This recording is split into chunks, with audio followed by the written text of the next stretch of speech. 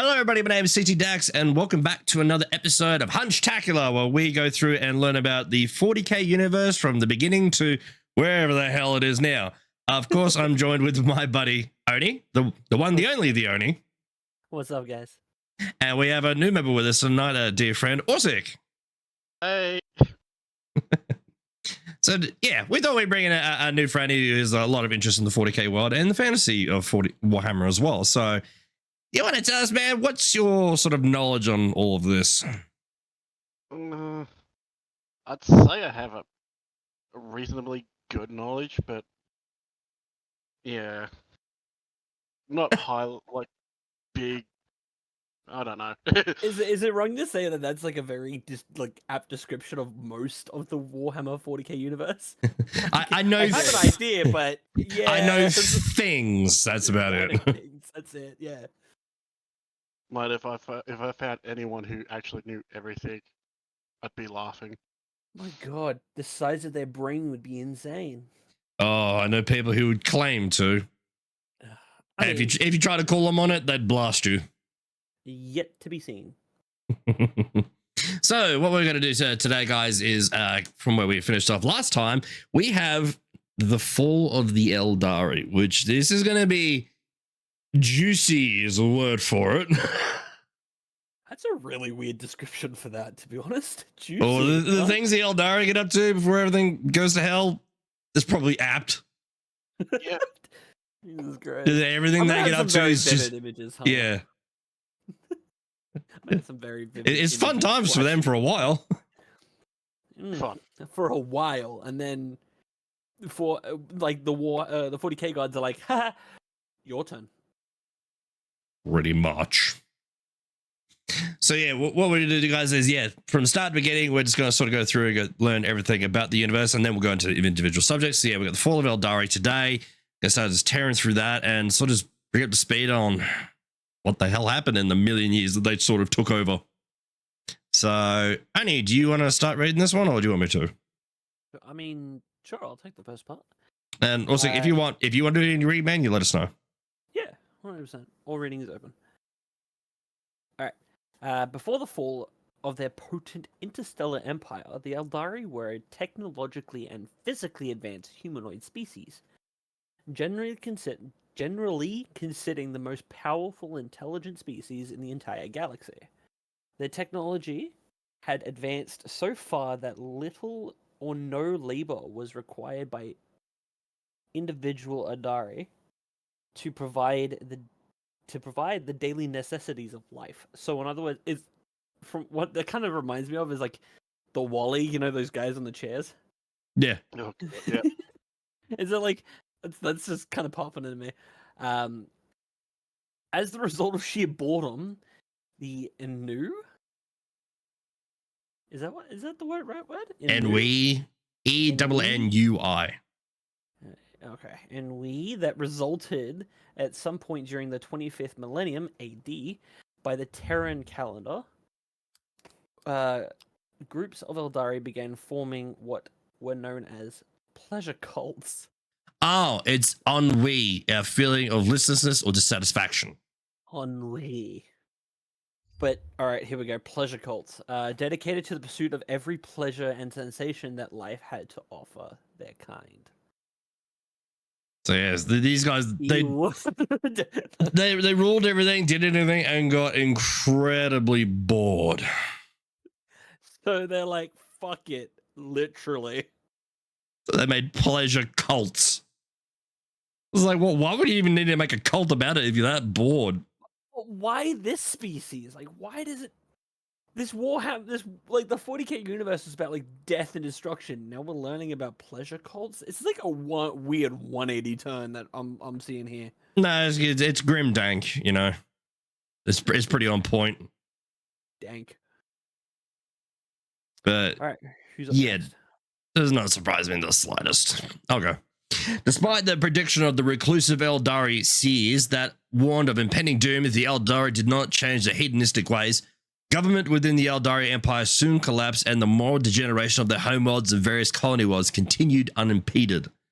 As a result of, as the pursuit of ever more extreme experiences reached its height, Death reigned in the streets of Eldari cities. Hunter and hunted, each parted of a twisted ritual of destruction that consumed millions in orgies of savage bloodlust and excess. So, like I was saying last time, they murder hump. Fuck that. Yeah, No, that's what they said. quite literally. Yeah. I have no words for this species, and quite frankly, this might become the species that I hate the most. I suppose it's kind of what's the term? There's a term for like self-fulfilling prophecy, whatnot. If you've been everywhere, you've done everything, you live for hundreds, if not thousands of years. If you can travel across the galaxy in minutes, like, you got to do something that gives you a rise. Like, the thing in the short term when people get bored, drugs, alcohol. Like, if we live for thousands of years, what do you do to keep amused? Build a chair? Yes. Well, the humans did. Yeah, but just one giant skeleton sits on it. Yeah, but imagine building the same chair for 3,000 years. You'd lose your fucking mind. You'd want something new. I wonder how long it took the humans to make the Emperor's throne. We probably really don't want to know. Oh, that's fair. Probably the man who died to put it together. The man is still dying just to keep it afloat. About 1,000 a day. That's fucking insane. 1,000 a day, and it's getting worse. Yep. According to official law sources.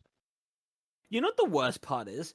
I think I'm so invested in Warhammer 40K that I genuinely don't want to see that happen. Like, it feels like it will affect me in the yes, but that's also because you're a bloody Tau scum. No, because I want it to move past that. I want it to be, if the Terror falls into the warp, because they're basically sitting on a black hole right now, that means if the Emperor's throne and body is destroyed, it means he can come back. So how does that dynamic later shift the galaxy?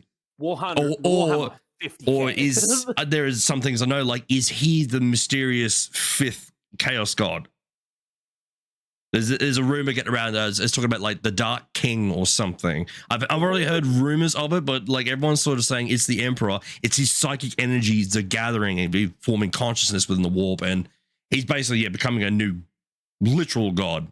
And apparently, if that becomes true from what I heard, it'll be very, very bad. You also remember that, like, yeah, I mean, wouldn't in turn the Emperor hate it because he also hated being worshipped? Yes, like a religion. Remember the law bearers. Yeah. He literally punished every single the word bearers. Yeah, he literally destroyed their own planet, making them watch because he didn't want to be worshipped as a religion. And then he gets. And yet it became a religion, like. And then he recruits the Mechanicus, Mm-hmm. and they worship him as a god. Yeah. Or aspect of god. Sorry. Yeah, I don't know the full details on that one. You probably know more on that one also than we do. I mean, I also think that it'd be like, I mean, he probably hates it. He can't do anything about it. But like, if he literally becomes a chaos god, so to say, people will worship him. And then what happens to the Space Marines then? But they worship the Emperor as in like because chaos is treason.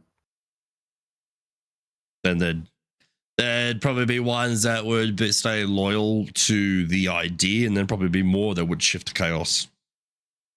That'd be my guess. I reckon Ultramar would probably become the next big bastion of humanity. Then yeah, big Gilliman. Here's a thought. You know how the others are like the whole Horus Heresy? Technically, they could worship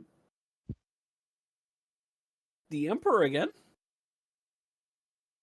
In a way.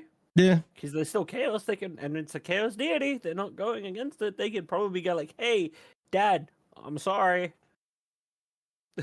I mean, that won't work like that. Fucking 40K, let's be real. Who knows at this point. Speaking of which, I forgot, since we actually started this podcast a few episodes ago, Orsic. Yes? We have a bet running, which I can't remember if we covered in the video or not, or if it was outside when we were talking about it.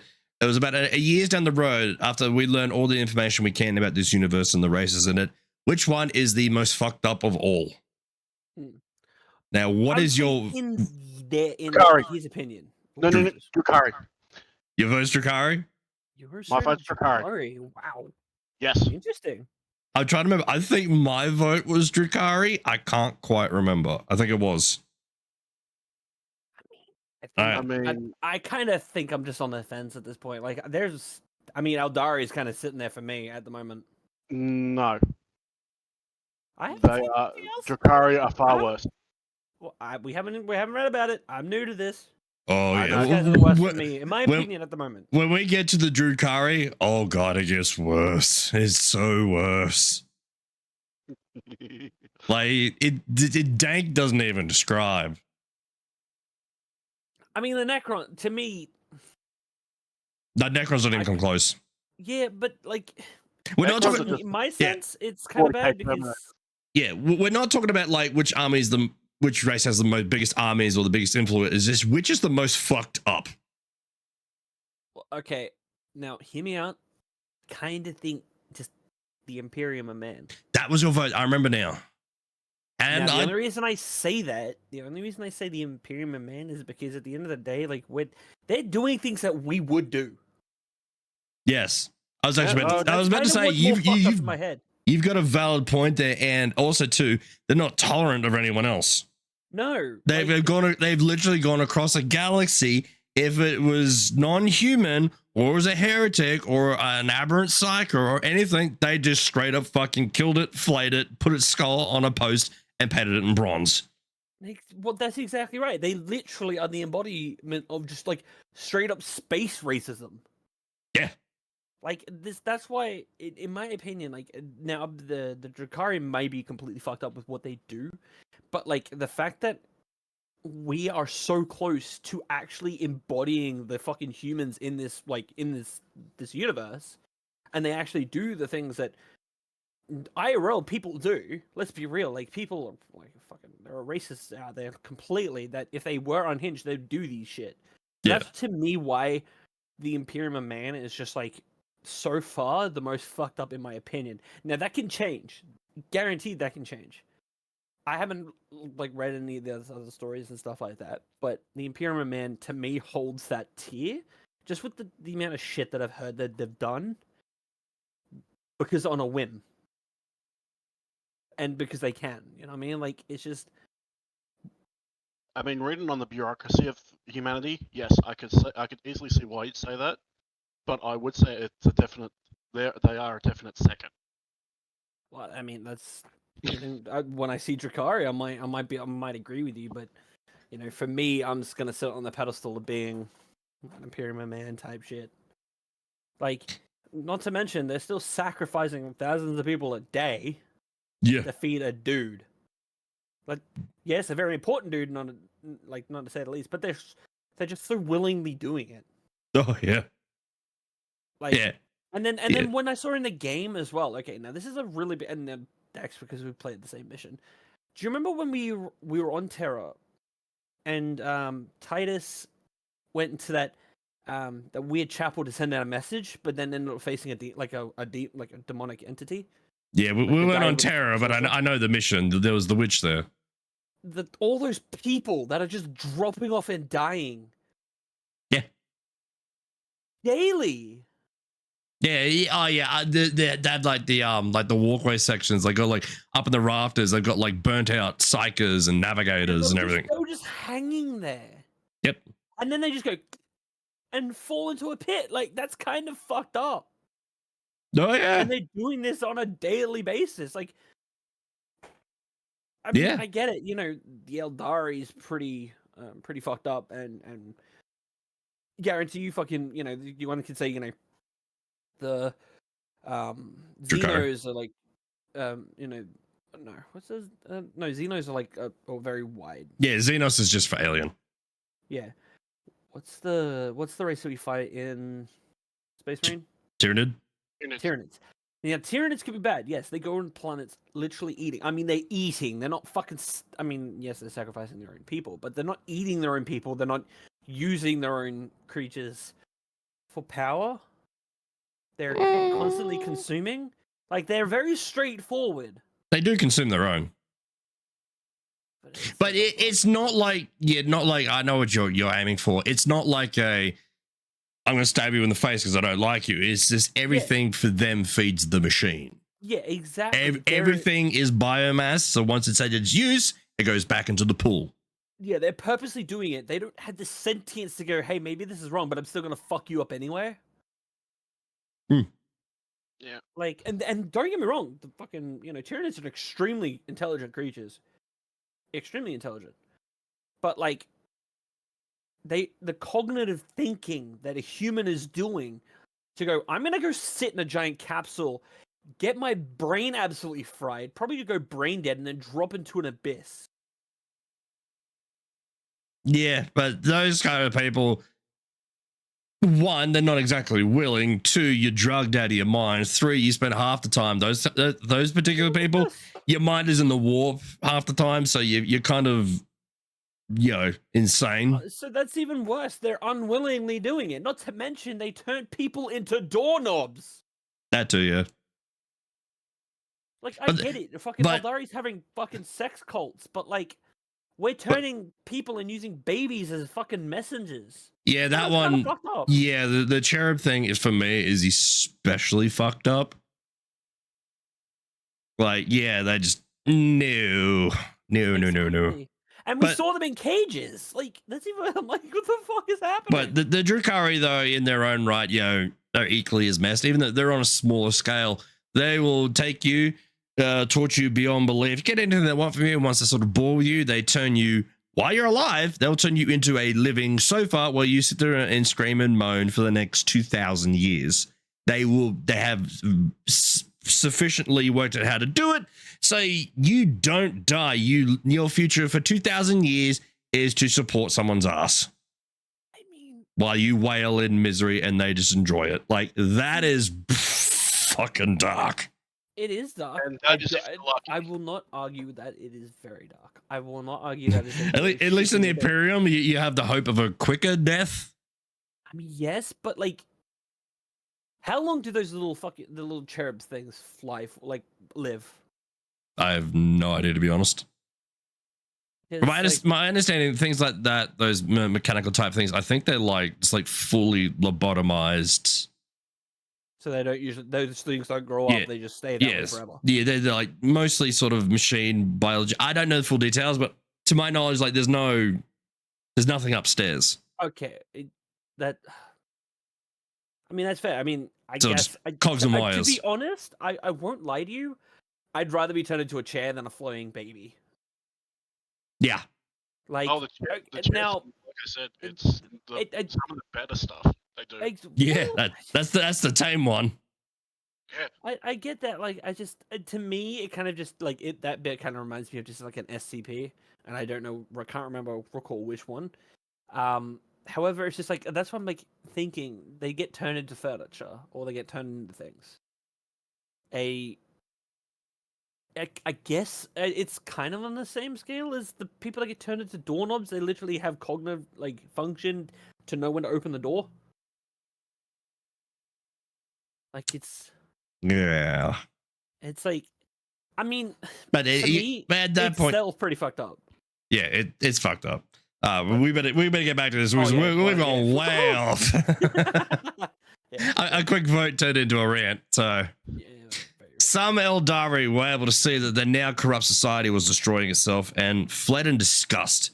These refugees would settle in the distant rural colonies of their empire, or would later be known as the Exodites, or take to the massive continent-sized Eldari craft worlds and sail amidst the stars as merchants and explorers, far from the scenes of the hedonistic excess that were destroying the heart of the Eldari Empire in the galactic northwest.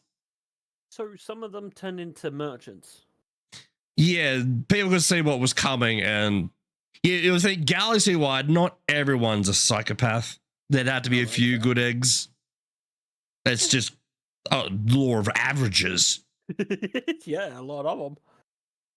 Yeah, there'd have to be some. So that doesn't surprise me in the slightest. Craftworlds, I know a little bit of crap about Craftworlds. They're pretty cool, though. They're massive ships. They sound pretty cool, I won't lie. Like, condensite is the small stuff, but you can actually get huge planetoid-sized ones. Mm. And they move. Yep. And for the Eldari to lose a craft world is a massive blow. Jesus. And I it's mean- not just the lives on the world itself. Oh, yeah. because they preserve their dead. Yeah, because otherwise it goes to Slaanesh. Yeah, we touched on that last week. We had a little tirade on her. Like, yeah, anything to protect the souls. She popped up. Jesus. It makes more sense why she popped up. So, do you want to keep going? I'll get the next one. Ah. Upon death, the souls of all deceased self-aware beings traverse the bounds of the physical realm and go to rest within the hyperdimensional realm of physically reactive energy that undergirds Psychically. The undergrids, ordinary reality matters. Yeah. Of all reality known as the warp. I'm not saying that word. I'm sorry. Immaterium. Immaterium. Thank you. My dyslexia is like, hey, give up. Yeah, I'll help with this just to clear it up. Go to the rest with the hyperdimensional realm of the psychically reactive energy that undergirds all of the reality known as the immaterium or the warp. So it's underneath. Oh, right. Makes sense. So basically hell, but not hell. It's just like an underworld. It's the I suppose the other way you look at it would almost be like limbo as well. Purgatory. As more and more corrupt Eldari died, their souls began to. Dax, take over, please. You're very tongue tied today, aren't you? Oh my god, it's bad. It's the heat. I'm blaming the heat. Yeah, it was a weird one today. Even I felt it. As more and more corrupt Eldari died, their souls began to coalesce into a larger entity within the warp. A living representation of the hedonistic corruption that had to define their lives. Sorry, I lost the line there. I was gonna say I'm not the only one tongue-tied apparently. This growing presence in the warp caused massive warp storms to aggregate across the galaxy, eventually making interstellar travel and communications impossible for the colonies of humanity, bringing on mankind's age of strife. May as well just keep going. Do you want to do it? Yep. No. This gestalt collection of corrupt Eldari souls gained self-awareness sometime in the late 30th millennium, creating the powerful new warp entity known as the Chaos God Slaanesh, the Prince of Pleasure, named She Who Thirsts by the Eldari. When Slaanesh came to be, an ethereal explosion occurred that spanned the extent of warp space within the Milky Way galaxy, with the epicenter being located at the Eldari core homeworlds of the galactic northwest. All Eldari caught in the immense psychic blast were instantly killed, their souls consumed by Slaanesh, and the surrounding region of space was transformed into a massive, permanent warp rift, later known as the Eye of Terror, to humanity. The core Eldari homeworlds were transformed into ruined hellscapes today known as Crone worlds. Okay, so hang on a minute. Let me get this straight. We were technically, because we saw the Eye of Terror from in Space Marine 2, we saw the Eye of Terror. We were looking directly at it. That's the birthplace of Slaanesh? Yeah. Yep. Wow. Okay, so that makes sense. I never knew how the Eye of Terror just like appeared, but now I know it was the birth of Slaanesh. It used to be smaller, from what I sort of gathered from all the information we've learned. It used to be a lot smaller, and the Eldari had a lot of like craft worlds and whatnot, and their civilization sort of built on the edge of it. I assume to facilitate not only their psychic abilities, but also to help get into the webway and whatnot. It's just closer. Yeah. So basically, when that explosion went off, they copped it right in the face. Yeah, and it just grew. Yeah, it just obliterated billions. But then it's also started leaking to the Cadians, which some of the Cadians had purple eyes. Yeah, I think that's just from long-term exposure to like UV radiation, that kind of thing. I mean, that makes sense. All it does is make their eyes sort of purple, which is cool. I mean, just like if I could get a little bit of radiation to get purple eyes, I kind of would. Speaking of which, I saw a thing the other day. I don't know if it was a bullshit ad or not. They were saying is somewhere in Australia there's new surgeries now to permanently change your eye color. Red. Yeah, I don't know if it's bullshit enough, but it piqued my interest, at least the ad of it. That Because would I was be flicking through. It's really fucking painful though, because you'd lose your sight if it went wrong. Well, it's only the iris. It's not the actual. Oh, so in other words, it's kind of like the fucking tattooing for the eyes. Yeah, but They're just doing it's it for the more of iris. a like proper way, because like when people tattoo their eyes, I think they can go over the color, but it's more they do the white parts. But this is actually changing, you're changing it from brown to yellow or red or. That'd be kind of cool. I think I would go like a light shade of blue, like kind of like crystal blue. Yeah, I'd probably That'd be lean in that regard. More natural type thing. I mean, if I was like full into, you'd go fucking like straight purple or fucking bright red. Like I'm talking fucking Lucifer type red. It would be cool, but my god, would that be expensive? Imagine this, but also like, just imagine being able to control it. Like you can change color at will. They just put like little nanites and stuff in it. That would be pretty sick. Talk to Bob; he can do those things. I'm sure he can.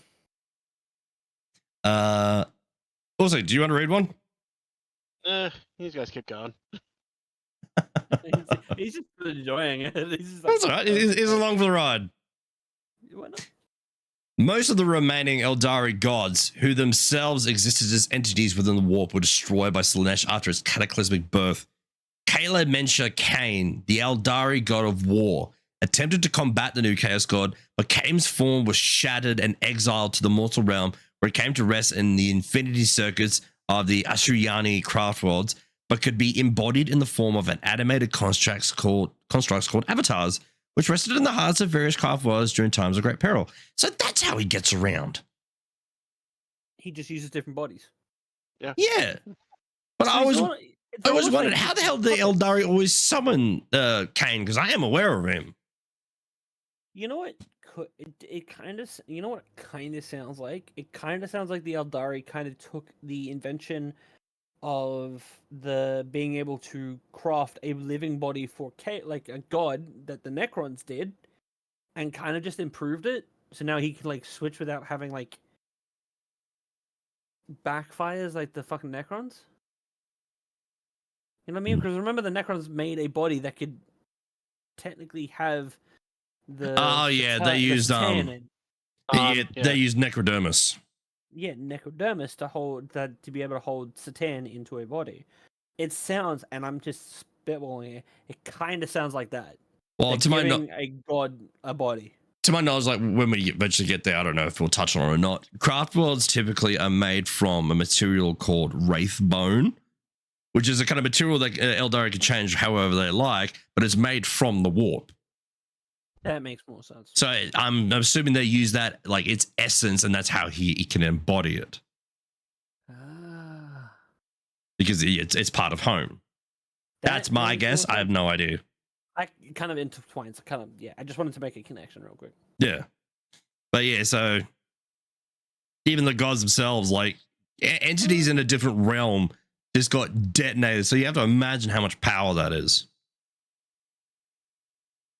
So the only other Eldari gods to survive the fall were the trickster god, Kigarak, also called the laughing god, Yep. who hid himself within the webway, and Isha, who was ripped from the jaws of Slaanesh by the chaos god Nurgle, who now keeps her as a slave within his hideous garden home within the realm of chaos. We've talked about her. Isn't it because Nurgle's in love with Isha? I think that's the reason he ain't. Yeah, he loves her. Yeah, kind of is kind of like a whole or wanted to possess her. thing as well. Fuck knows, yeah. Yeah, I mean that makes sense. It's the fall utterly destroyed the once vast interstellar Eldari empire, leaving scattered bands of Eldari fighting for survival. But before the fall, vast voidcraft called craft worlds were constructed, enabling those wishing to escape the degeneration of the Eldari homeworlds to flee, along with samples of their lost worlds' flora and fauna. When the fall occurred, the various craft worlds rode out the ethereal shockwave in the war, some being destroyed in the process. Makes sense. This is almost galaxy-wide kaboom. Yeah.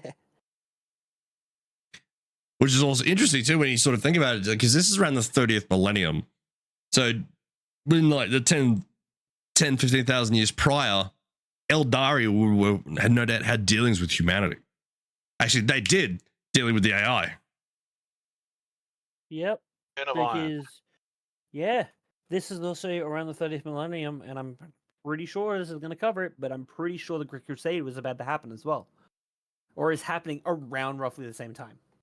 Yeah, I'm I think pretty sure it was somewhere around the 30th millennium. Yeah, it's somewhere around here. Actually, the next chapter is called The Great Crusade. Yeah, mine.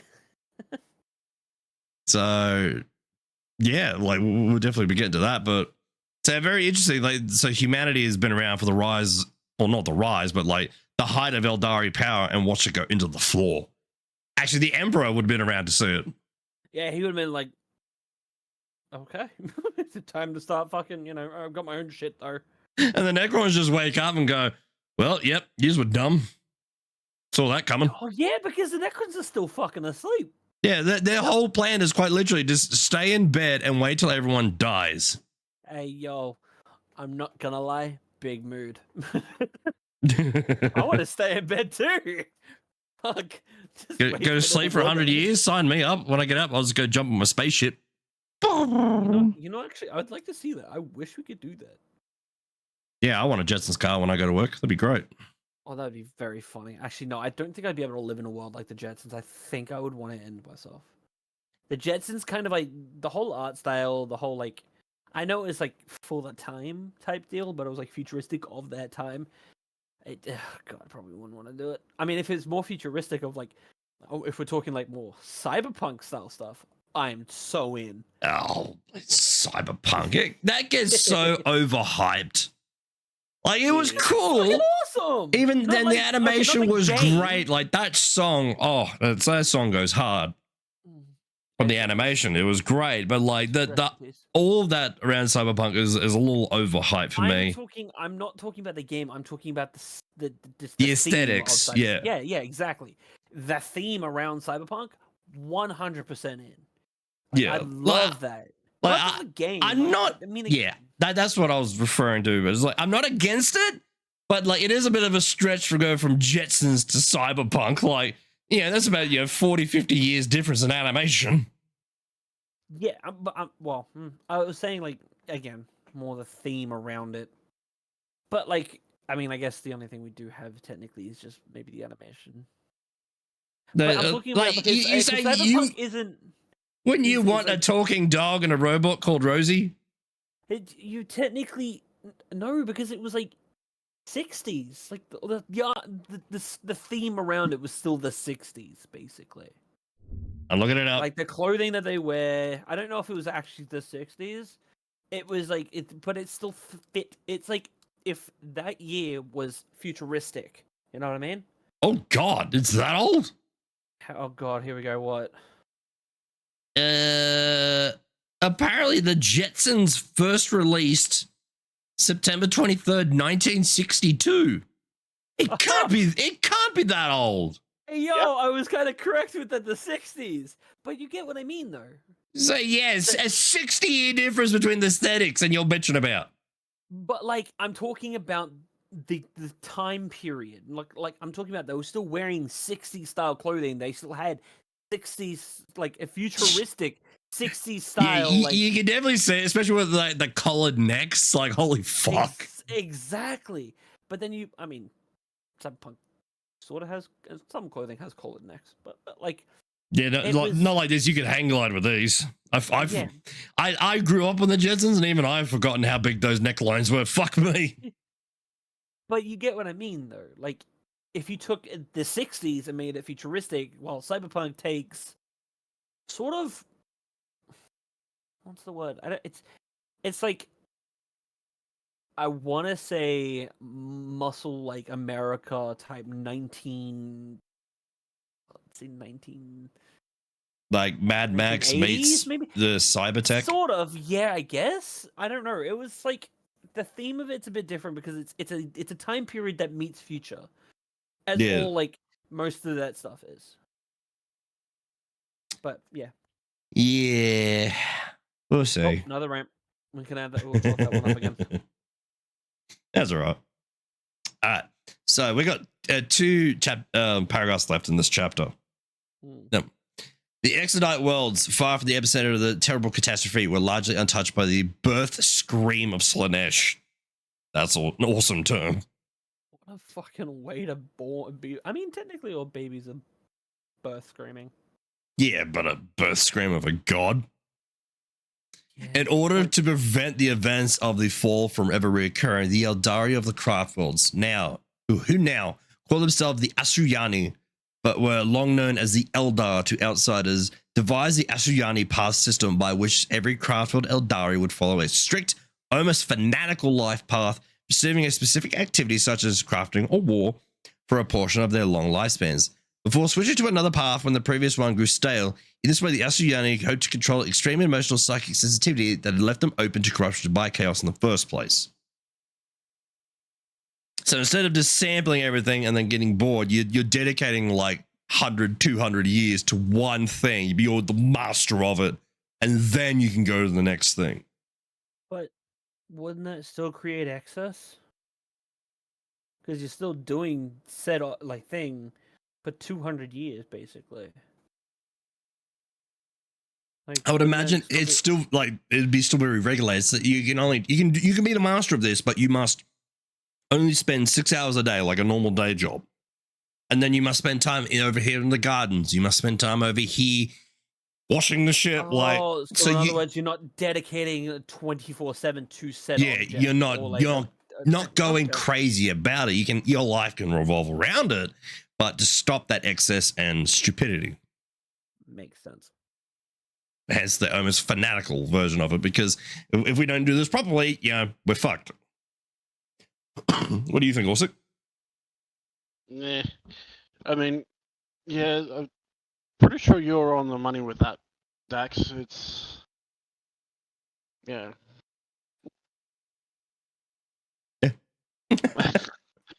Eldari are not. I know a lot about the Eldari, but Eldari are not my let's just say preferred subject within 40k. Yeah, yours is Mechanicus, isn't it? Yeah. Interesting. The Adeptus Mechanicus. The Machine God. Machine God. The Last Machine one. God and the Messiah. However, some corrupted Eldari did survive the birth of Slaanesh by taking refuge within the Webway itself. The Webway had been long home to a nearly infinite cavalcade of hyperdimensional sub-realms that were protected from Slaanesh's predations by the psychic wards erected within the labyrinth dimension to keep the dangers of the warp at bay. These sadistic beings became known as the Drukhari, or Dark Eldar to outsiders. The inhabitants of this vast dark city within the Webway called Kamora. Kamara, that's it. I knew I was saying it wrong. The Drukhari later preyed on humans and Asuryani alike to find souls whose torment and anguish they could physically devour to keep their own tainted souls from being consumed by Slaanesh. It's kind of like what we talked about last time. Yeah, they're doing fucked up things to avoid a fucked up thing. Drukhari suck. I'm still tickled pink by the fact that in one of my first game of 40k tabletop, I fought the Drukhari and smoked them with a tiger shark. Nice. It was good. Tiger shark is a big flying model, and every turn you have to move it 20 inches in a direction. Then you can turn it and do shit, but you always have to move it around. So it can be a little bit tricky. Sometimes you might get out of range of certain things. Like, yeah, the once that thing was on the field, I just deleted armies. And because I had a bunch of like flyers that had like skip things, absolutely smoked them. One broadside alone was taking on like, I think it was like 10 of like Drukhari that had like wings. They kept trying to kill him, but he was too tough. So he's literally, I'm just rolling sixes like no man's business. It was fucking great. I think there was this, I don't remember. I have to double check if he has involved save or not. But yeah, it was great. Broadsides are awesome. Cool. So now we have the Great Crusade. Yeah. Now this is it's a decent sized chapter. It's And a then- pretty big chapter. Yeah, it's pretty hefty. It is pretty big. Now the question is, do we want to keep going? Because technically, if we keep going, we would have to stop halfway through. We could.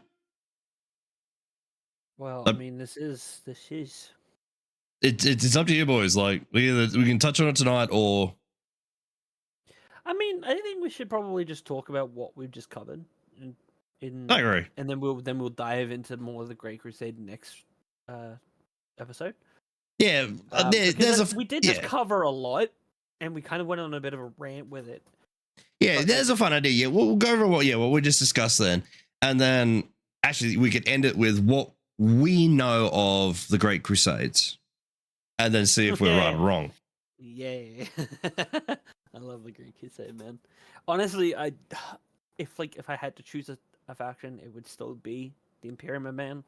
If I had to choose like a 40K, because I don't know. There's something that just speaks to me about them, you know. But Murderous genocide. power suited murderous genocide. There's a difference. Not to mention, there's just so many, you know. Like I could like branch out, be a different race, to be a different squadron, specialize in different things, you know. To a point. To a point. Unless you're just, in the Astro Militarum, in which case you're kind of fucked. Yeah, if you just fuck being one of those guys, man. I mean, I Yeah, guess they serve it because they want to become a Space Marine. That's different. Yeah, true. To be a Space Marine, you get taken as a kid and you get put through rigorous trials, and I think it's like 10 out of 100 sort of make it through. Halo. Sorry, what? Yeah, pretty much. I mean, it's Yeah, not wrong. actually, Like, yeah, pretty they much take them as Spartan kids, program. make them super soldiers. Like, The Spartan 2s, yes. Yep. yeah, exactly. But that's not. But yeah, all that just sort of went through with the Eldari. That there's much of what pretty much I sort of already knew, because it's pretty common. I'm more like happy that now I know where the Eye of Terror technically is like came from. You know, like, I didn't know it was that prominent. I knew like the games are very Eye of Terror, like this is a big deal, stuff like that. Like it's a very big prominent thing in the sky, but there was nothing leading you towards how it was there, or like in the fact that it's so big. But now it kind of just answered the question. I mean, it is just basic knowledge to have, but when you are a first-time player going into Space Marine and then Space Marine 2, like, I mean, hell, I hadn't even touched 40K since Space Marine 2 came out. And I mean, I played Space Marine 1 as well with Titus. So I'm kind of happy to see my boy again. I mean, but Space Marine 2 was kind of like, I really want to dive into this, you know what I mean? But there were so many questions, like, just the base knowledge I didn't have. And as a new player, seeing the Eye of Terror up in the sky and why Cadians have purple eyes to some of them and everything that's going down, you're like, the fuck am I doing? Like, what is happening? Like, I mean, the game does technically tell the story, but only from Titus's point of view. We talk about the 40K game every episode. Do we? I like it. It's great. Yeah. I mean, they're coming up with new content. Like, why would we not want to talk about it? It's going back. I'm going back. I've already fought the new things. Oh, I bought Space Marine 2, but I haven't really played it. Oh, I've been playing the other main one that's come out lately, the Rogue Trader. Oh yeah, I've got that. I did the start of the intro. How Actually, is that one? last night I was playing Battle Sector. It's it's pretty full on if you do need a little bit of time to. Yeah, think BG3 but more complicated. Yeah.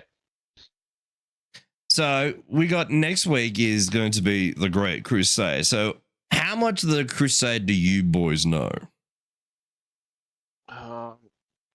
Okay, so basically, what I know is obviously because they're in the middle of that war against piece of fucking hair is pissing me off. Go away. Sorry. So they're in the middle of a war basically with AI. AI is kicking the shit out of them. I'm pretty sure they are. They're losing. While technically the Emperor is like, hey, please stop. I'm gonna create my enforcers now to branch out and basically let's exterminate. I want to say exterminate lightly, because like I don't even know if AI is technically dead to mankind, because the whole Adeptus Mechanicus thing seems a bit AI. That's not the Great Crusade. That's not It's Great Crusade. I'm mixing those up. no, the Great Crusade. That's when the Emperor is actually out doing shit. Yes. Okay. Sorry. That was So the whole Clearly time, before from the my Great Crusade. understanding, is like with the height of humanity and whatnot, the Emperor's still just chilling at home. yeah. It's not until later that he actually steps in, from my knowledge. Yeah, Well, this is the sorry, Age of you- Strife is where I you need get to the find- treaties with the Mechanicus and all that. Like after all the Man of Iron bullshit. Yeah, and Terra is like a cesspool. Space Hulk Deathwing. That's the game. Okay, Oh my god, that took me way too long to find. That was Uh, my favorite one too. all 2 minutes of it. Shut up.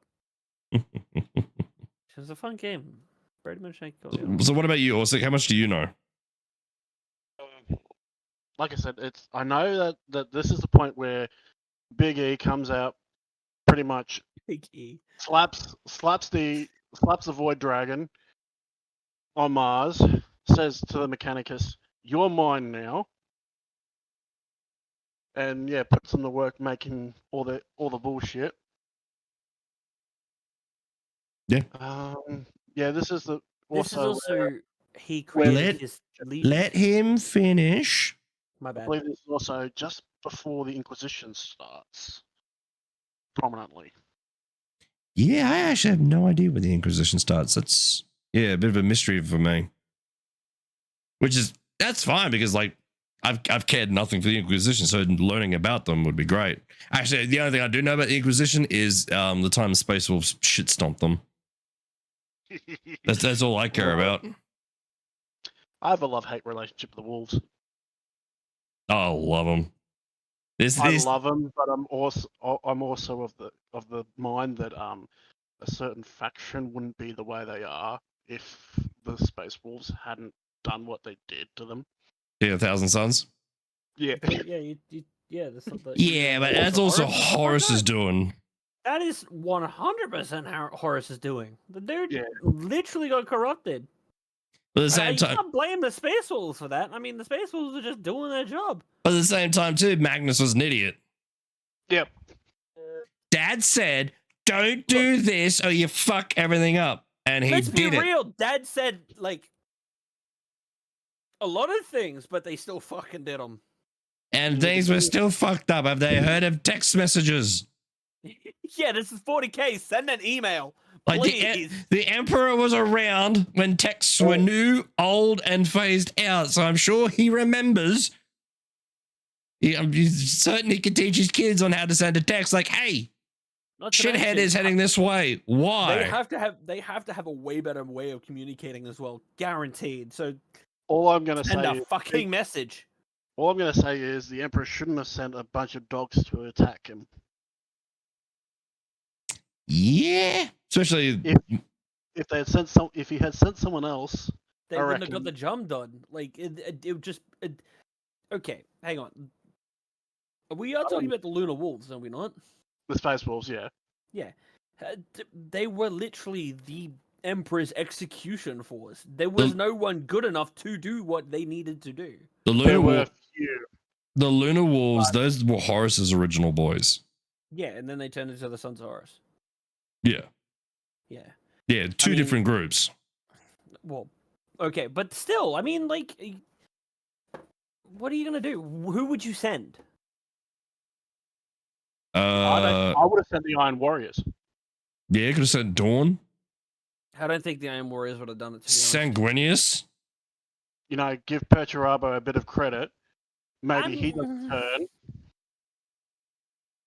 This isn't everyone's favorite. They- Just send I mean- the bird brain. Okay, let's. All right. Yeah. I'm gonna tell you this now. They're completely two different fight styles. I don't think the Iron would do it. I genuinely think they'd be outmatched. when it The comes Iron Warriors or the Iron Fist? Iron Warriors. Yeah. They would be outmatched because it just their fight styles are completely different. But the And point it's not a was, good matchup. they weren't sent there to go kill everyone. They were supposed to be sent there to arrest Magnus and bring him in. Yeah. So if they turned up on Emperor's orders, hey, come with us, it probably wouldn't have been a fight. They're descending for you. It's a different story because Horus fucked everything up and said, hey, Dad said go kill him. Now, when you think in that regard, okay, So who's going to go wipe him out? It basically is just Horus's fault. Yeah. So now, So, you, I mean- you got to think it on two different levels. Like, who would be best to go actually talk, Is and it- who would be best to go and actually kill? But the problem is they're not going to not listen to Horus because he's War Master. He was the War Master at the time. Yeah, exactly. No one would say otherwise because literally the Emperor appointed Horus as War Master because technically Horus was, again, at the time, the most loyal and technically the strongest at said time. And the Emperor knew that because he's like, hey, you haven't fucked me over, you're War Master, which basically gave him free range command of all of them. Yeah, but your argument was if a different legion was sent, things would have been different.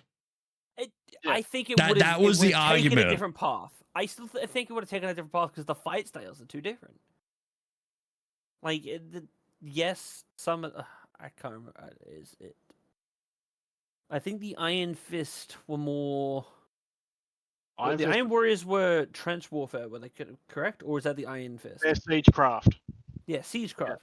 So purpose built for laying siege to a planet. Yeah, you're right. Would have been a different outcome. I think it could have. It could have made things worse, to be honest.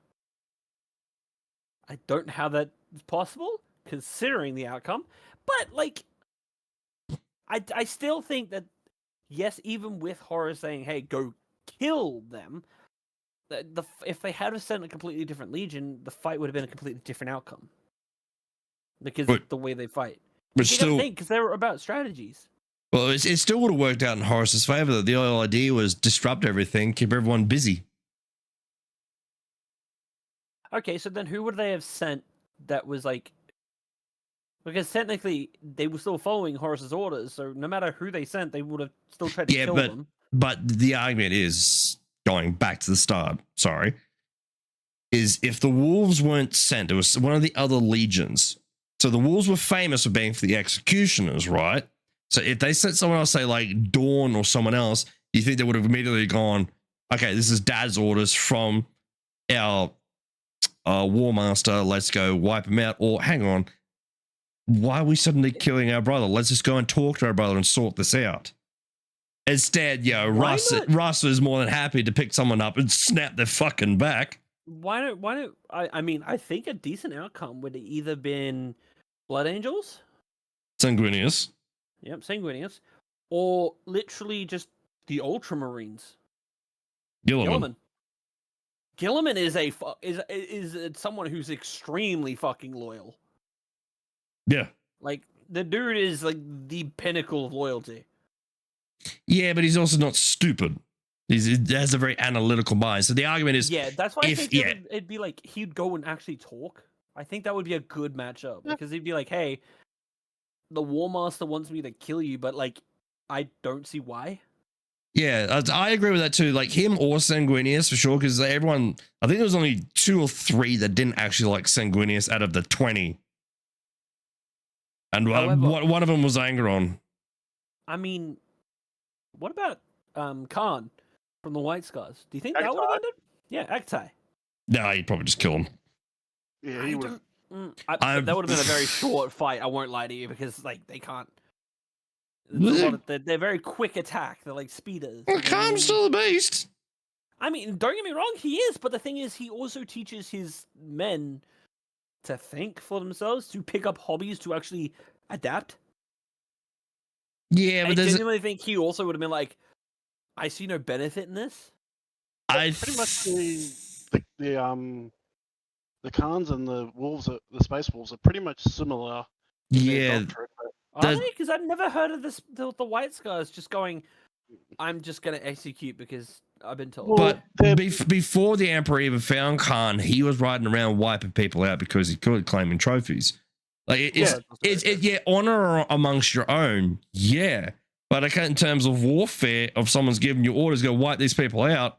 Okay, thrill of the hunt. Vulcan. Yeah, Vulcan would be a good choice. Vulcan would genuinely be like, "Hey, I don't agree with what the War Master's saying to me. Like, what's going on?" Let's be real. If Vulcan was like, because was Vulcan found at that time? Yes. So the heresy's way after. Okay, so in other words, they all know about each other. They're all like around each other. Yes. Because I know there was like that puts a lot more into perspective, because I thought like they were found at extremely different times. You know what I mean? Like, yes, they were found at different times, but like, I mean, it'd be different with certain people. And I guess we're also listing the people that think before they fucking act. Yeah, pretty much. I'm actually. I really go on. Hang on. Hang on. Give me a second. I think I just thought of a really fun one that'd be really funny to think to view. Shit. What was it? Well, I just found a list of. That's a cruise. I think this list is high on scrutiny, but I think this is a list of the order at which the Primarchs were found. Oh, yeah. So the first one was Horus. Second, Russ. Because that's technically Horus was also the first, because that's why he was also made technically. Third, War Master. Yeah, hold on, you heathenous boob. I'm sorry, you're talking about something like. Third says redacted, so probably the deleted Legion. 4 is Manus. 5 is Fulgrim. 6 is Vulcan. 7 is Dawn. 8 Rebuti. 9 is Magnus. 10 is Sanguinius. 11 is Lion. 12 is Perti, so Perturabo. 13 is Mortarion. 14 is Lorgar. 15 is the Khan. 16 is Conrad. 17 is Angron. Oh, geez, Angron's way down the list. 18 Corvus. 19 Redacted. 20 Alpharius and Omegon. So this list is probably high on scrutiny. Like, I don't know if it's accurate, but it's, from what I know, it sounds close. You know, it'd be a really good fight to go see. Look at that list you hear, and it's like, wow, it took them 200 years to find them all. Oh yeah, it was not 5 minutes. I mean, then, and also you got to think that the only way for him to gain basically the loyalty of his sons was he had to fight most of them. Actually, basically had to fight all of them, except for who is the one that he had a drinking contest with? There was the Space Wolves. It was Russ. Yeah, Russ. He literally just had a drinking competition with him. I knew he fought him too, but like the Emperor didn't fight all of his sons. He didn't. Well, he didn't have to. Some of them were like, "Hey, I know you're strong, and I know you're important. I'm just gonna follow you anyway." Yeah, each one's sort of different, but follows a similar path. I think there's only 1 or 2 that sort of wanted to either fight him or kill him. I think it was Corvus. Corvus. Oh, I think Corvus. I think it's either Corvus or Conrad. I can't remember which one. It's the leader of the Traitor Legion. Yeah. Well, I mean, they're like Sanguinius. They can see the future, in essence, but they can only see the future in which they die because of the Emperor. So they always know for their entire life that the Emperor, their dad, that they're going to meet one day, is going to eventually kill him. I don't think it was Conrad. Yeah, I think it was Corvus. I think it was Corvus. But that would also, actually, I just thought of that. That would be a really cool fight. That would be a really funny thing to go watch. That fucking Horus sends Conrad. That would be a bloodbath. On both sides. Yeah, I'm pretty sure Corvus at this time is doing his thing. He's just running around causing chaos. Makes more sense. Because he doesn't really give a shit. But now, like Russ, there was the drinking games and all sorts of shit with the Emperor. Vulcan actually didn't fight the Emperor, sort of did like challenges of like blacksmithing and like, hey, we must go up this mountain. Whoever gets, if you get the bigger kill than I do, then I'll serve you. Da-da-da. The funny thing about Vulcan is that they had a salamander basically hunting competition. Yep. where Vulcan basically brought back a massive salamander, like a massive one, throws on the ground, stands tall, and the Emperor just walks in one-handedly and throws a bigger one and goes, "All right, come at me." And Vulcan's just like, "Sure," just praise, because it showed. Because apparently the whole the salamander hunting thing was like a ritual on their planet, and they had to like find big ones. So like the bigger they are, like the stronger the person apparently. And Sanguinius could just see the future, so he saw the Emperor. He knew like had a big like Rome like Colosseum, and from what I know, Sanguinius is kind of like is very on the nose. Like he wept tears that when they hit the ground, flowers bloomed and shit like that. Like very romanticized. Yeah, Sanguinius technically worshipped the Emperor before he even met him because he knew that he was coming. Well, he wanted extravagance for him. Funnily enough, people on Sanguinius' planet on Baal, they worship Sanguinius as a god, and part of the deal with Sanguinius is like, I will serve you and do whatever you want, but leave my people alone. And so he's the Emperor is permitting his people to worship Sanguinius, which is like really dangerous. Yeah, hypocritical. Then they burned Lorgar's planet. Yeah. Well, but that's the thing. Like, I guess another reason would be like, because he doesn't want to be worshipped. You know, the Emperor's like, hey, don't make me a fucking religion. I swear to God. So, like, you worship my son. Go for it. Yeah, go for it. Don't fucking worship me. And I think, now I kind of think that he knew what would happen if he became worshipped. So maybe the Emperor knows what's going to happen. Probably. He is a psycho. Which probably means like he's like, hey, you need to start worshiping me because shit's gonna happen. You know what I mean? Like that's what he's like, hey, stop. Well, when we do get to the Emperor, like he does know about the warp and its effects and like the deals he sort of made to make his kids in the first place. But also like he's been around for 20, 30,000 years. He's watched what religion has done and how stupid it is. Yeah. There's like, okay, now we're in the future. We have trillions of our people across the galaxy. Do we want some faith in some fantasy moron to rip our empire in half? Or do we get rid of all of it and just move on? I still find that fucking hilarious, though. It's like, hey, religion is stupid. Becomes a religion. Just like without knowing it, too. Like without pushing it, becomes a religion. Yeah. It is the ultimate irony of stupidity. Massive irony. Jesus. So yeah, that's why it'd be hilarious if he did come back, which is why I kind of want the Emperor to come back, because it's just like, y'all are dumb. I told you for 10,000 years, I said, don't worship me. Now you've made me a god. Smite. Yeah, actually, I think. Do you?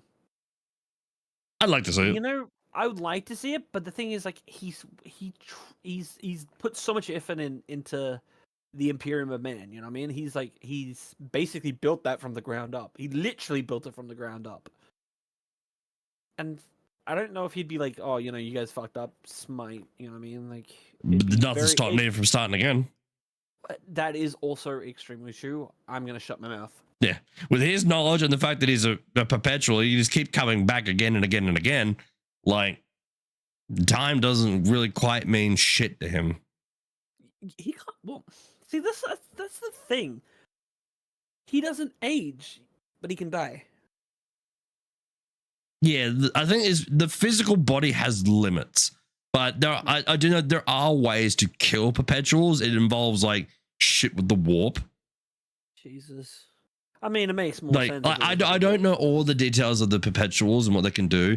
Apparently, the Emperor's wife's a perpetual, wherever the fuck she is now. Who the fuck is the Emperor? It was, I think, wife? Yeah, it was a later on book that came out to try and flesh out. So it wasn't just the Emperor; he had a wife too, who was also perpetual. But it was very sort of like, I think how the book was handled, to my knowledge, and from rumors and whispers and shit, it was very like shoehorned in that she was in there.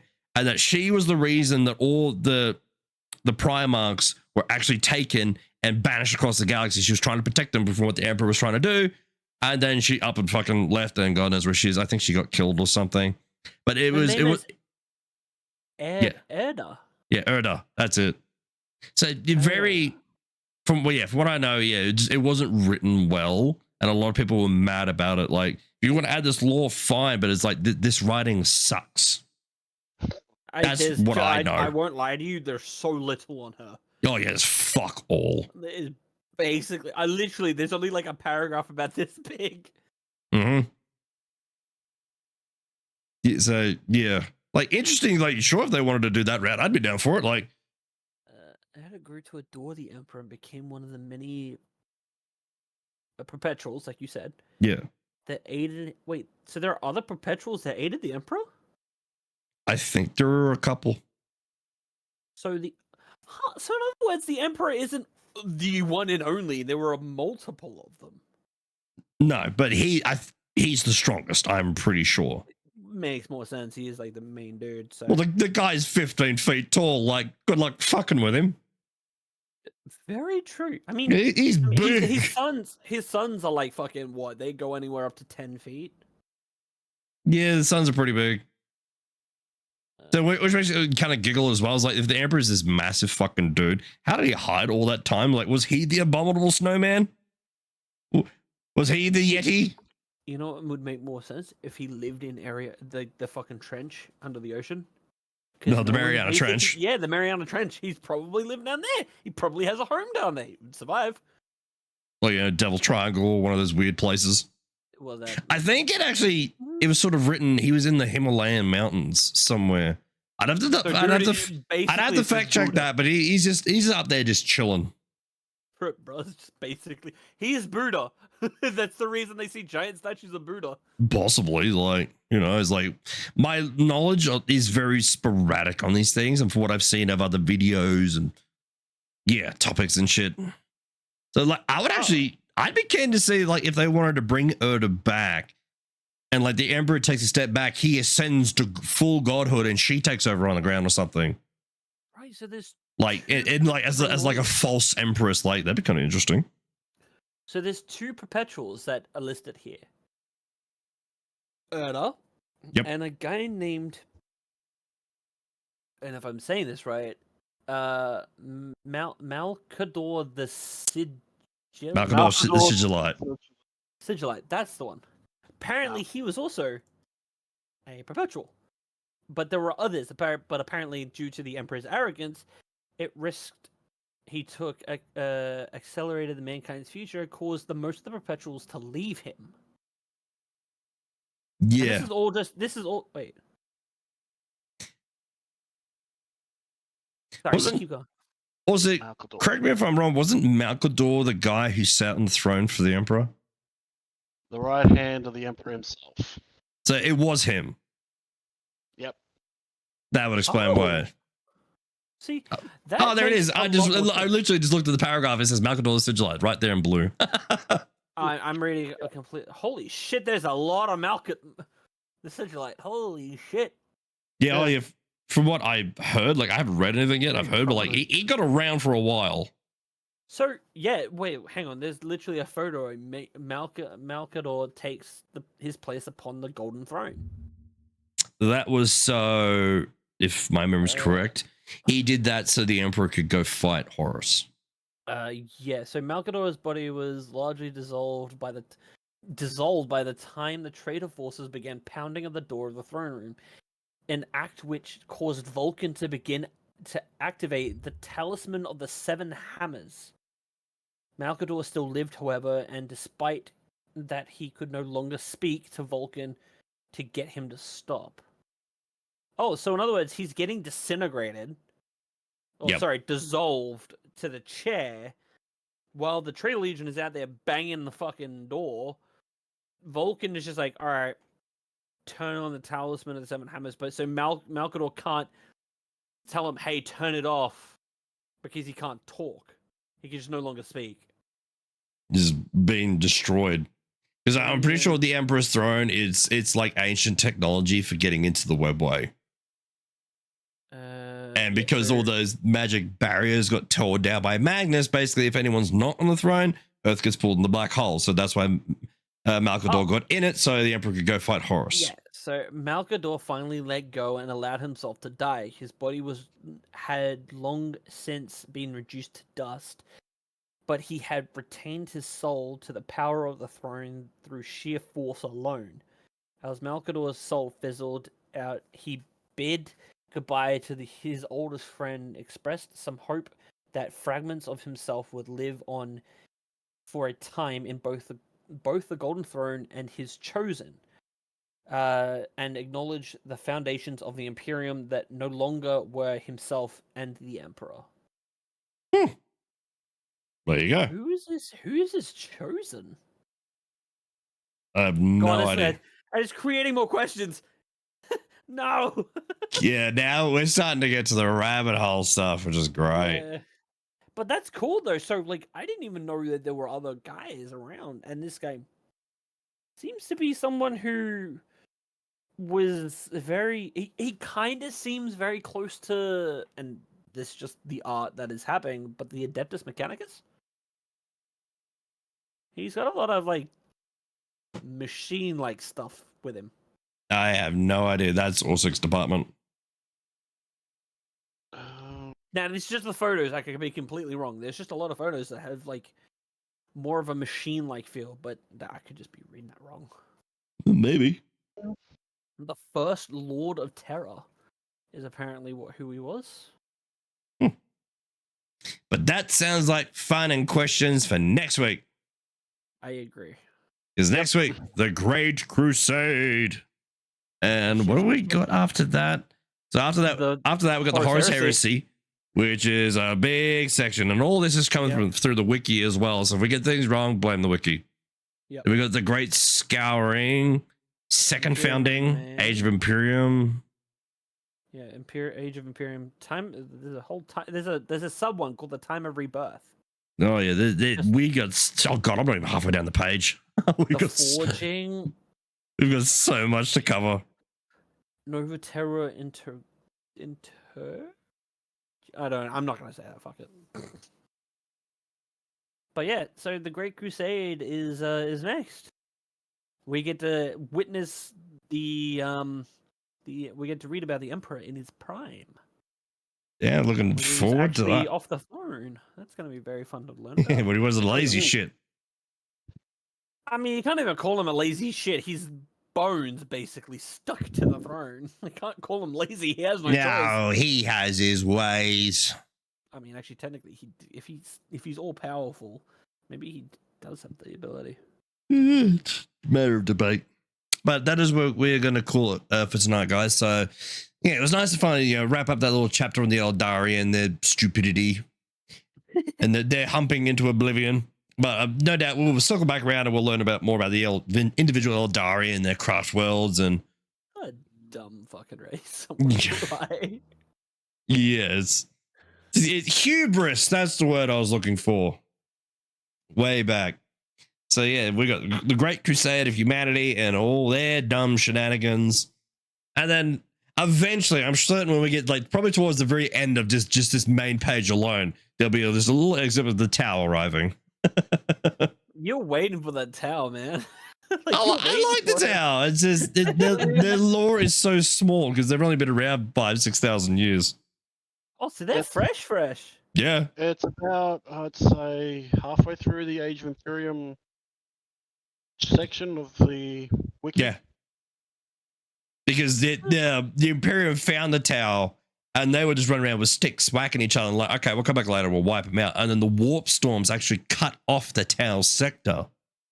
And they advanced. So no one could get back there. And then the Tau had a massive advancement because of the ethereals. So in the span of 5,000 years, they were able to jump 20,000 years. Yeah, and they now have Gundams. Pretty much. I find that fucking cool how they have Gundam warriors now. Yeah, their tech is almost on par with what the height of humanity and getting close to Necron. They're not there yet, but they're getting there. Because they have AI. The Tau have AI, don't they? Yep. And they work alongside them as allies. Instead of trying to control them. Bingo. They're treated as citizens. So now I understand why they went wrong. So I don't think the Tau's ever going to go wrong because they're like, hey, we're going to be your friends. We're going to be you guys are living creatures now. while the Imperium man is like, no, you will serve us. Yeah, because humans are assholes. And also, you got the Votan as well. Yeah, they worship AI as well, and their actual AI that works with them are like trusted, like citizens. Like, hey, I'm Flesh, you're a robot, we're brothers. Like, they get along that well. So, in other words, okay, so that means that the Tau are technically the goody two shoes. They were. So they've done some fucked up shit too. Games Workshop purposely had to write some darker shit to balance it because people did complain that they were the good guys. Well, but even then, Dax, there are factions of the Tau that are more good aligned than most. I mean, yeah, but that's the thing. You're not playing Warhammer to be the good guy. That was exactly the argument. Like, in the future, everyone is go play a different game. Yeah, in the future, everyone has to be, dark and murderous and deceitful, blah, blah, blah, blah, blah. Why do we have these good guys? Okay, we start adding some darker stuff. It's like, they seem all happy and nice and friendly, very Star Trek until you get to know them. They're controlling your mind. They're using pheromones. They're sterilizing your people so you don't have children. All kinds of shit like that to make them like, they're evil shit, but it's subtle. Like, you don't even see it happening. To be honest, it doesn't seem that bad considering what everybody else has done. The average citizen in the Tau, especially if you're a human or a different race, your lifestyle is still way fucking better than the Imperium. That's what I'm saying. You get dental and everything. How the fuck is that dark? Like, come on, guys. You've glassed the planet. You literally made soldiers. Like, and this is the biggest story that I know, and I'm bringing it back to this. There's a book about how they're fighting on a world. Apparently a demon was found. The demon was killed, but even then there was not communication enough. So they're like, hey, we're going to glass the planet. And then over the radio waves, they hear gunshots going off and they'll be like, what the fuck is that? And it's like, that's the soldiers killing themselves because they don't want to be glassed. Like, hello? And yet, okay, and then we have the Tau. He's like, I'm just going to use pheromones to stop you from breeding. Like, you guys are still like, let's be real though, they're like teddy bears compared to what the rest of the fucking galaxy is doing. It was actually one planet. Yo, you go. There was one planet saved by the Skitarii, but because the Skitarii pretty much have like broken radioactive reactors, some of the residents of the planet got cancer. I mean, we've almost done that too, to be honest. At fucking Chernobyl, hello. It's funny that when you actually go through and read the books of the Tau, whatnot, they're actually sneaky little bastards. Like, they've taken like Space Marines and like fully lobotomized them, just probing their memories. Like, they're not the goody two shoes on the surface. Like, they even had another group where like they were purposely on a planet doing like espionage, like, this person will say this and this person will do that while they're torturing Space Marine for information so that they could get basically the Imperium to think that this planet had turned or fallen or gone crazy. So they would come here in mass, kill everybody, and then the Tau could move in and take over because they've done all the hard work for them. And they can be seen as the saviors to the 100 people left. But like, that's like, it's the dark mind game. It's not just brutal slaughter. Let someone else do the slaughtering. I mean, I guess. I mean, like, so that's why the Tau's are smart. Yeah, that's why I like them. Like, when you actually start reading through it, it's not just they're the goody two shoes. Like, they do some dark shit, but they're smart about it. And they get fucked up sometimes too. Like, they cop it as well as they give it. I mean, let's be real. I'm going to class your Tau as more of a, like, the history they do is more of a shadow. More of like a light shadow compared to the fucking Imperium of Man, fucking the old Dari. Yeah. The fucking, Necrons. Like, let's be real. It's a light shadow compared to the fucking deep pits of the fucking void that they're creating. Yeah. Not to mention chaos. Like, that's... Yeah, well, that's it. Like, the Tau, they are very naive to what the universe is like. Everyone knows this, but they know it too, and they are learning. Like, when they found out, when they took down a dreadnought and they did a scan on, like, and they realized this dreadnought and the person that's alive in it is older than their entire civilization, they started realizing, okay, we are really stepping into some shit here. We are fighting a one person that's older than our entire culture, and they have armies of these people. I just realized that, yeah, like they would be fucking terrified of a dreadnought. Yes. Like that would have fucking scared them straight. They're like, holy fuck. Yeah, it did. It scared the shit out of them. It's just one dude in a machine, and then you have a galaxy wide of these people. Okay, Like, so that really, their naivety is showing they know it, and they're trying to learn. And like, okay, if we're gonna survive this, we're gonna do some dark shit. We're gonna do some dark shit. I'm sorry, but you can't call a dreadnought a machine. That is a fucking force to be reckoned with. I'm surprised they even got their hands on one. Oh, enough firepower. And Tau do not lack for guns. Snipers. They're snipers, aren't they? They're more of like a long range type deal. They actually find melee combat to be archaic by their standards. The actual notion of going in and hitting someone with a sword is barbaric. That's kind of cool. Which is kind of funny. I mean, that is kind of funny, but it's like, where's the honor? Farside Enclave. I was about to say that. Really? Yeah, because he fights with, I'm pretty sure I don't know the exact details of Farsight, but he is like 200 plus years old. Tau had really very short lives, but he has an enchanted sword that's from Chaos, and he has zero problems in his Gundam suit with a Chaos blade to go and fuck people up. Okay, however, only Tau. I like how I said honor, but yet, like, if you look at my side with the whole like Imperium of Man, Night Lords, fucking like the Carcharodons, like these guys aren't honor. You know what I mean? They're definitely not honorable. Hell, the fucking Night Lords will flay you in the street just because they can. Yeah. By the way, can we just talk about how this works? Like, for someone that is so big, not to mention they're fucking Space Marines, they're huge dudes, huge fucking sets of armor, they're dead quiet. It's all fancy suits and building and. I mean, but the Carcharodon, like the chapter master for the Carcharodons, you can't hear him.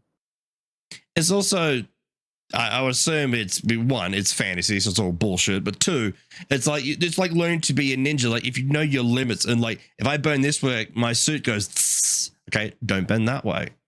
So stuff like that you would learn and master over time. Okay, and then we put oil in this joint, and there'll be ways, and it's future bullshit. And not to mention, technically, because they're like obviously the Night Lords have become chaos as well. They've gone into the warp.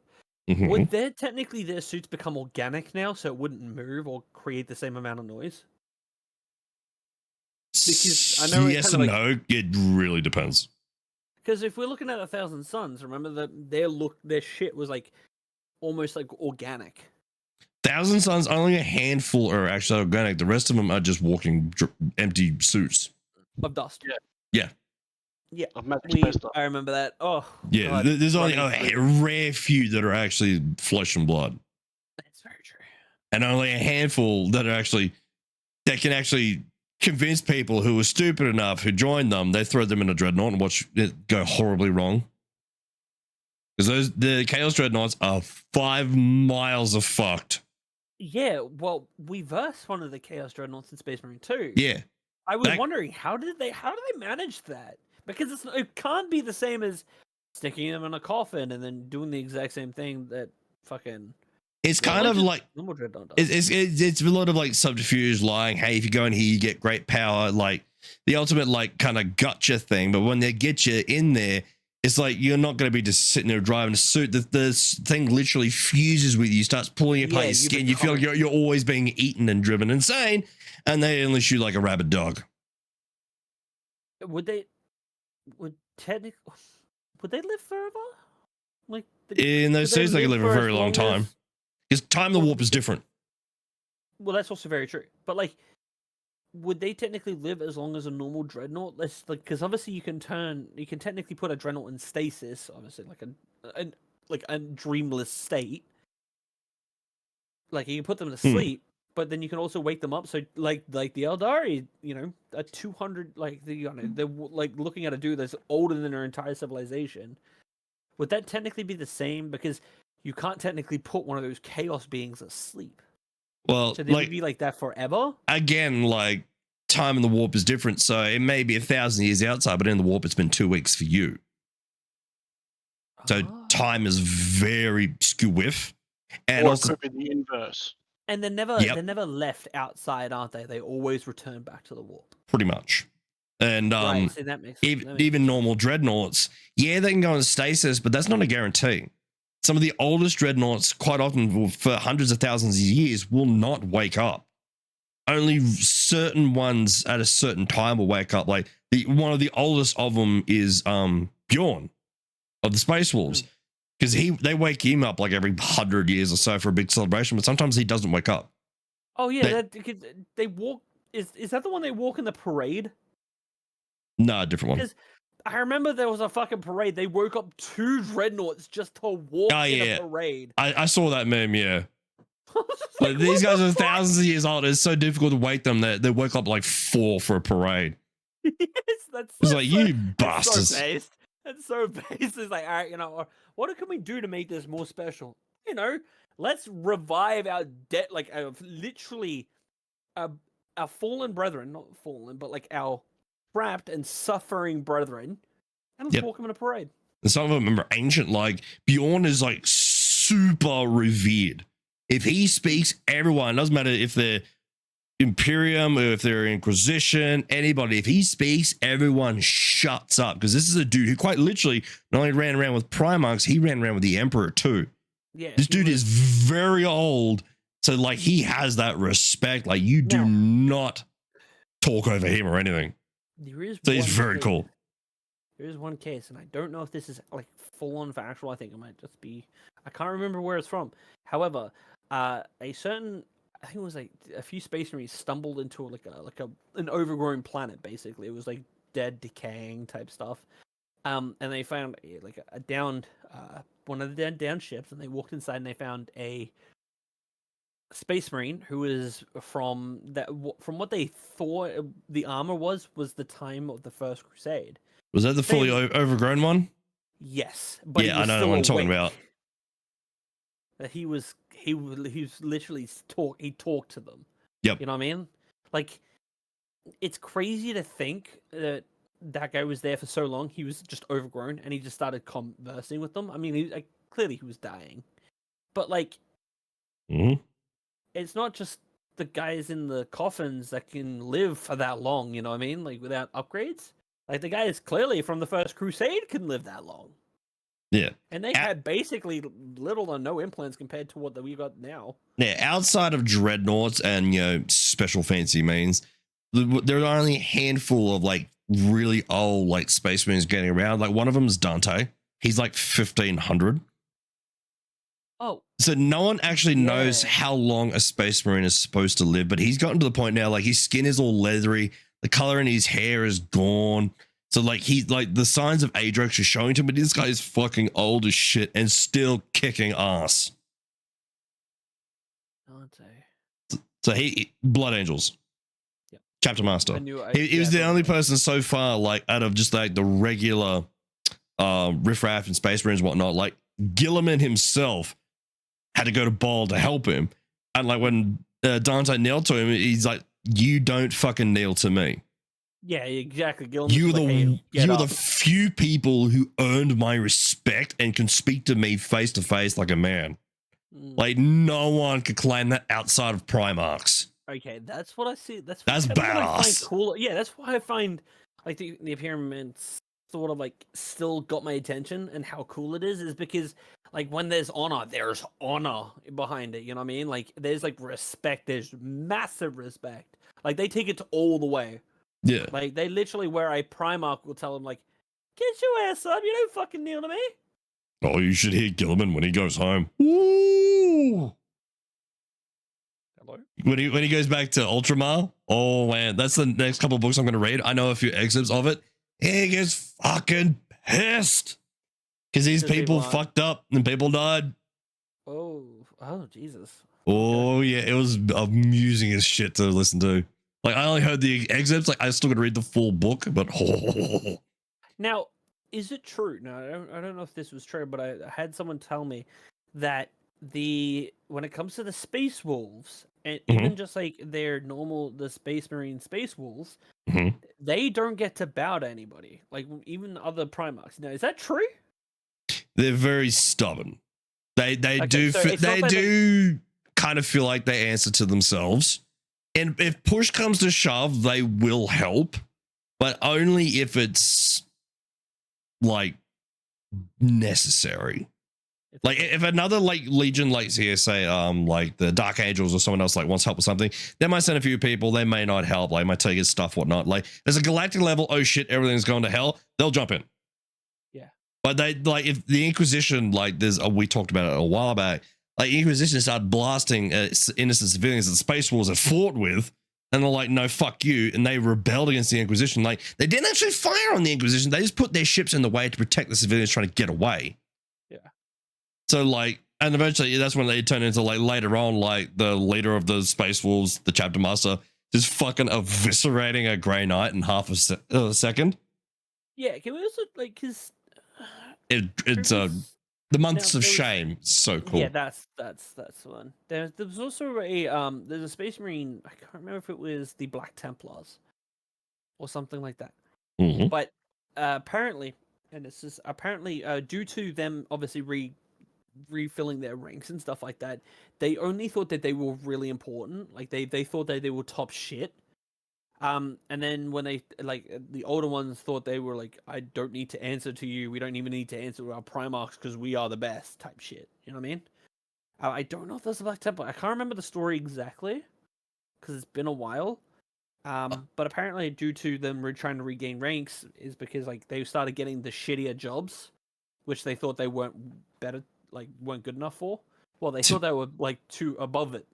To be honest, I don't entirely know much about the Black Templars. I know they're one of the few legions that still acts as a legion and has a lot of numbers because written in the Astartes is a rule saying if you're on a crusade, you can have more. So they're always on a never-ending crusade. So they're always bolstering their numbers. They're good that they're holier than now because they're always crusading. Because I know Roberto Guilliman, right? Yep. That's the Primarch of the Ultramarines, correct? Yes. Yes, okay. He's the one that wrote the book of the Codex Astartes. Yes. Which stopped them from having a massive amount of... So you split them up into chapters. Yeah, this was after the heresy. After the heresy, correct. Now, why is it that the Space Marines are still massive compared to all the others? Like, don't they have to split up into chapters as well? Yes, they did inherit a lot of numbers from a couple other...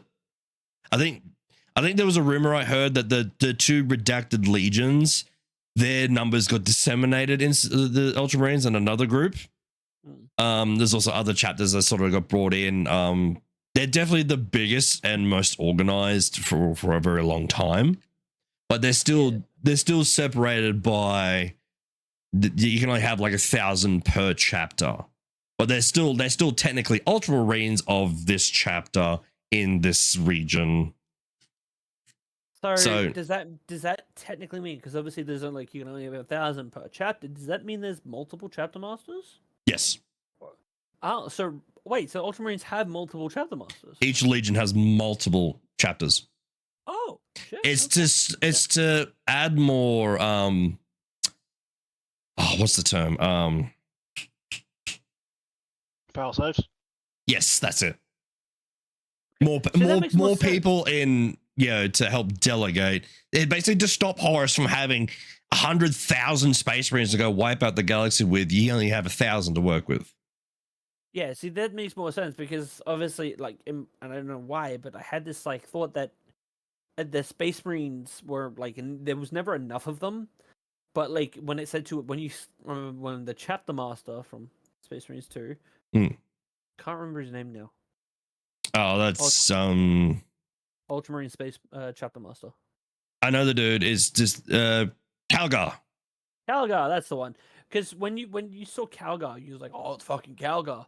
However, you like because that's when I realized like maybe it's just one dude for the entire thing. Because obviously it's like Primarch, chapter master, and then like obviously the rest of them. Yeah. But like now that I know it's Primarch, chapter master, different chapters. Yeah. Makes more sense. Technically they are under the same banner. It's just that there's like different legions of those chapters. Yeah. Okay, that makes sense. Yeah, like he's one of the more notable ones. Like he helped he held the defense with the first Tyranid invasion against Ultramar. Like he lost 2 arms and a leg fighting one of the big super smart Tyranids, and he's still, while he's got almost no limbs, he's sitting there in the transport, still barking orders on how to plan the defense of Ultramar. Like they held out to the very bitter freaking end. Really? Because it didn't look like he was missing arms and a leg when we fucking saw him. Yeah, that's I was just like, I got him back. yeah, those are robot ones. Oh, that makes more sense. What do you think? What do you think they were so big? True. Oh, yeah, because he had like built-in guns to them, didn't he? Yeah, they're attachments, but Which, by the way, I really wish we could have in Space Marine 2. oh fucking earth, it'd be great. That's what I wanted for the heavy class. Yeah, just fucking. Not to mention Turret mode. Does that technically make Calgar heavy? Kind of. He's just in fancy armor. True. I mean, I would. No, this is just me. I would like an apothecary. Yeah, or a tech marine, or fucking a psyker, or anything. Give me a battle sister and fucking armor. I don't care. I mean, I just like the apothecary's fucking needles. Have you seen how big they are? Yeah, big. Like, obviously they need to pierce the armor to like inject shit, but they come out of here on their fucking armor. It's like they've got blades themselves. But to quickly wrap up though, like in the devastation of Baal, Dante sat and met with like 50 chapter masters. Yeah, okay, that makes more sense. To plan the defense. They all like unanimously voted for him to lead them because they all basically held the same rank. He was just the oldest, but everyone had respect for him and voted for him to lead. Yeah, I mean, that sounds like a really fucking smart idea. It's like, who's got the most experience? That one. Pretty much. Like only like it was like 5 or 6 of them decided not to do anything. Like not to cast their votes, which means they give in anyway. Remain unanimous. Yeah, but even though there's like 50 chapters, they only had like 25,000 Space Marines, which is not even. It's like a quarter of their number from the old days, and they fucking held to. Yeah, that's true. Chaos did interrupt whatnot, but like legit, Devastation of Baal is a great fucking book. It starts off weird at the beginning, like the first like little chapter it's like a farmer and his son out working in the desert, which kind of threw me.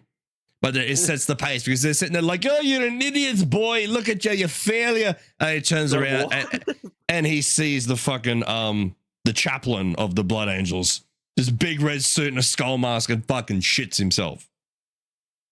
And then it goes into like all these other, Blood Angels are arriving to get ready for the Tyranids.